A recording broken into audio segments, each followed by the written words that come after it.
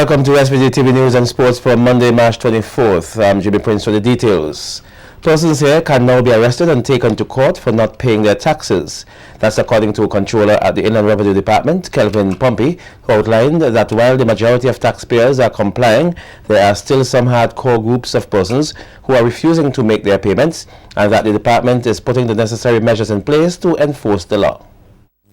And that is why we have employed a lawyer, and so we can now imprison persons, have persons arrested, taken before the courts. Of course, if found guilty, they can be arrested, but also we'll be moving to seize properties in terms of houses and lands for persons, and I think having a lawyer on board is going to significantly strengthen that. While we still going to maintain our soft glove approach, as they say, to those persons who wish to engage us in terms of self-compliance, for those persons who wish to avoid paying their fair share of taxes, or who are trying to avoid paying their fair share of taxes, we now have the means and the mechanisms, and I think the strategy is to effect certain actions against them. A number of senior officers drawn from across the public sector here were today engaged in a workshop on effective communication and productivity. The workshop was organized and hosted by the Public Sector Reform Unit, the PSRU, in the Ministry of National Reconciliation, the Public Service, Labour, Information and Ecclesiastical Affairs. It was facilitated by Dr. Minerva Glasgow, Deputy Chief Executive Officer of the National Insurance Services. Director of the PSRU, Clarence Harry, says the workshop is fashioned around some three essential components. Highlight and reinforce the importance of effective communication. 2, highlight the importance of effective communication and productivity. And last but not least, your role as public servants in the whole process of effective communication and productivity. And the Permanent Secretary in the Ministry of Public Service, Dr. Audrey Gittins-Gilks, reminded the participants that effective communication is critical to the successful operation of the public service. This requires clearly defined mission and vision statements, goals and objectives. These are the blueprints for organizational success. It is therefore imperative that they are communicated in a manner which will engender a sense of ownership and pride and the desire to increase productivity.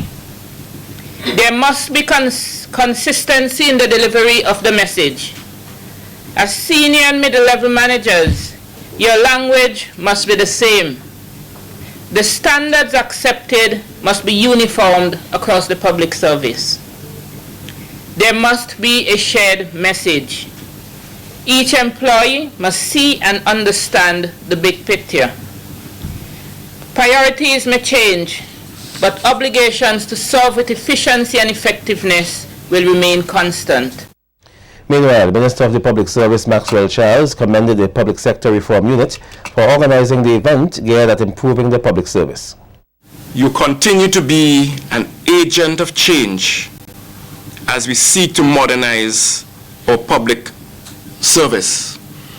And being a part of my ministry, I'm proud, and I do want to recognize the work that you have done so far, even before my time. A school of thought states, and I quote, "The future isn't what it used to be. Therefore, the future isn't going to be based on the workings of a public service that is prepared to be left behind." So the way how we thought or we think the future is going to be, our thoughts on these themes 10, 20 years ago would of course be different to the way we are looking at the future. It isn't what it used to be. Farmers taking advantage of the government's credit support facility are being urged to repay their loans. Permanent Secretary in the Ministry of Agriculture, Raymond Ryan, made it clear that if the Farmers Support Company is to be sustainable, farmers need to understand that the money is not a grant but a loan which must be repaid. You cannot, in any commercial entity, find funds at such favorable terms and conditions. And if you want this favorable terms and condition to go away, then you can not repay. and the facility will collapse. But I'm sure that farmers would want to have the opportunity to borrow and to borrow again. So you need to ensure that repayments are made. Ryan further noted that while the labor support will come to farmers as cash, all other inputs will come in the form of vouchers. You will not be provided cash for those.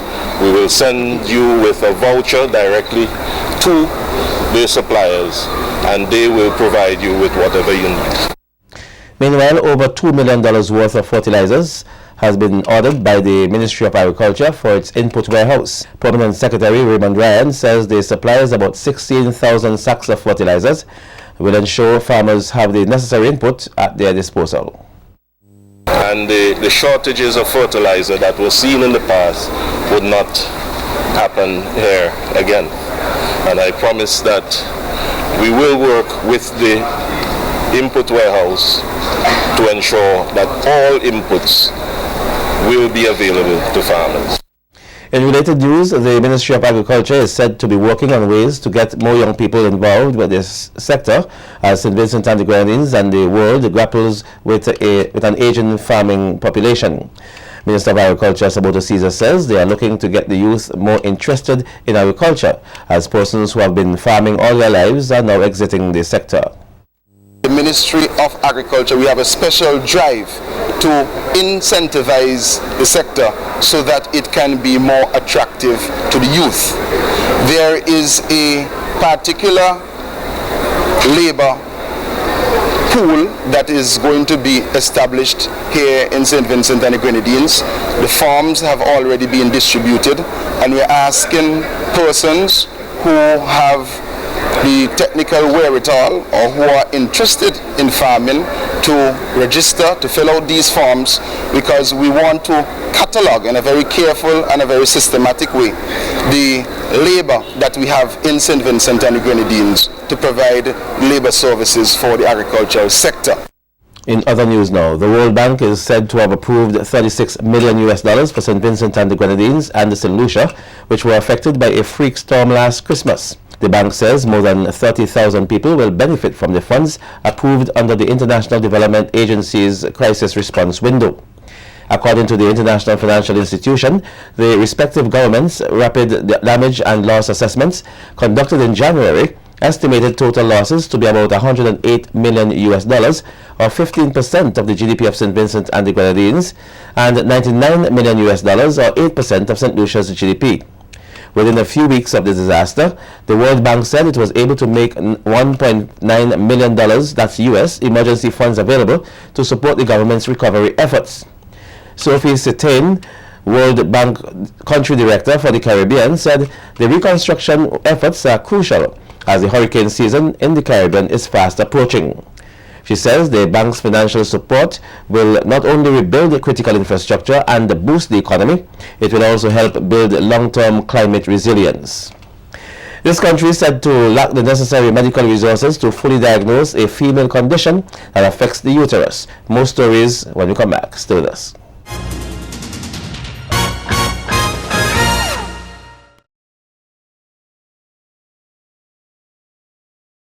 Welcome back. Still in the local scene, consultant obstetrician and gynecologist Dr. Camille Nichols says this country lacks the necessary medical resources to fully diagnose patients with endometriosis. At a lecture last week hosted at the police training school, Dr. Nichols spoke on the issue of the female health disorder that occurs when cells from the lining of the womb grow in other areas of the body. Endometriosis can lead to pain, irregular bleeding, and the problems getting pregnant. Dr. Nichols said there is only so much that can be done in St. Vincent and the Grenadines to fully identify the disorder. Offer the patient an ultrasound scan, an MRI, or a CT scan. The only thing we have in St. Vincent that we can offer you is an ultrasound scan, but the ultrasound scan will only pick up if you have the cyst, the chocolate cyst, or the endometrioma. It's not going to pick up the little scar tissue that I showed you earlier. According to Dr. Nichols, the condition cannot be cured or treated. However, there is a treatment for its associated complications. What we as healthcare providers aim to do is to improve your symptoms, whether it's pain, whether it's heavy periods, and if you have any problems with fertility, to see if we could try and improve that. Basically, what we want to do is to give you a better quality of life. Some 60% of black women are susceptible to fibroids. That's according to one of this country's leading gynecologists, Dr. Camille Nichols. Addressing officers of the RSVG police force on the topic recently, Dr. Nichols has said that fibroids are common among the black population, and though it is not cancerous, it can cause urinary problems. If I have 20 of you sitting here, at least 12 of you will have fibroids. Okay? PID, pelvic inflammatory disease, will also be something we need to work you up for. Pelvic pain syndromes and irritable bowel disease. Not very well diagnosed in the black population. It's actually seen a lot in the Caucasian or white population, but it's certainly something we have to think about. The new Mexican ambassador to St. Vincent and the Grenadines, His Excellency Luis Manuel Lopez Moreno, resident in St. Lucia, presented his letter of credence to Deputy Governor General Her Excellency Dame Monica Dacon earlier today. Ambassador Moreno is a career diplomat with over 30 years of experience in the diplomatic field, having joined the Mexican Foreign Service in 1982. As part of his two-day visit, Ambassador Moreno also made courtesy calls on several key government and private sector officials. Further to being accredited to St. Vincent and the Grenadines, Ambassador Moreno also serves concurrently as Mexico's representative to other member states of the Organization of Eastern Caribbean States. The government of Mexico and the government of St. Vincent and the Grenadines established diplomatic relations on July 31st, 1990. Since then, both countries have maintained cordial and fruitful relations. Some of the areas in which both countries have partnered by way of agreements are economic relations, technical and scientific cooperation, cultural and educational cooperation. Customers of the General Employees Cooperative Credit Union, GECU, will soon have an easier time paying their utility bills, and this is according to Assistant Data Administrator Anton Jardine while speaking at the recent launch of GECU's online and mobile services. Another feature that we'll be implementing soon is the ability to pay your bills from GECU online. The feature is available, not yet to the public, but the feature is there waiting to be open to the public. So you can now pay your utility bills from our GECU online portal. Meanwhile, President of GECU, Clarence Harry, is encouraging members to utilize the two complementary services. Harry added that GECU stands by its commitment towards enhancing the lives of citizens. We have to be cognizant of the changing times, the era in which we are operating in, and the demands and challenges that pose the challenges to GECU and by extension the cooperative movement. These services will allow our members to access and manage their financial data from the comfort and convenience of their own home or office, or even while on the go, at the touch of a button on their smart device. Furniture and Appliances The Giant Courts last Friday officially revealed its Ashley Furniture Gallery. The gallery was unveiled in the presence of a number of Courts customers and partners. Head of Courts SVG, Michelle Samuel, says the company's partnership with Ashley Furniture Industries is another manifestation of Courts' commitment to improving the way of life of its customers and the Vincentian public as a whole. We aim to provide style, durability, and value in our product offerings. Our task is to ensure complete customer satisfaction. Courts is a household name across the Caribbean, a testimony to our success in bringing value home and our leadership in the retail industry as suppliers of the world's best brands in furniture and appliances. Chief Executive Officer of the Housing and Lands Development Corporation, Elvis Giles, says the HLDC has thus far constructed over 1,000 low, no and middle income houses for young professionals, and that Courts continue to be of great assistance to the young homeowners.